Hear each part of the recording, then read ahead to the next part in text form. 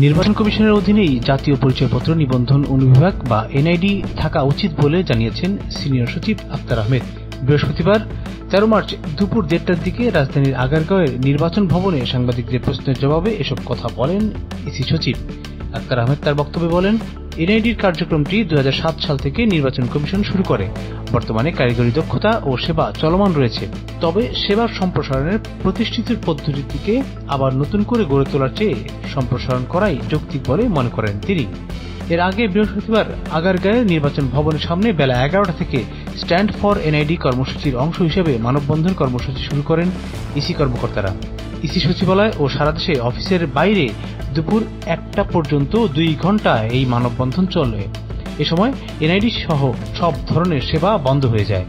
কর্মসূচি থেকে জানানো হয়, সরকার মঙ্গলবারের মধ্যে আইনটি বাতিল করে এনআইডি সেবা ইসির অধীনে রাখার বিষয়ে দৃশ্যমান অগ্রগতি না পেলে ১৯ মার্চ বুধবার ৩ ঘণ্টা অপারেশনাল হল্ট কর্মসূচি পালন করা হবে।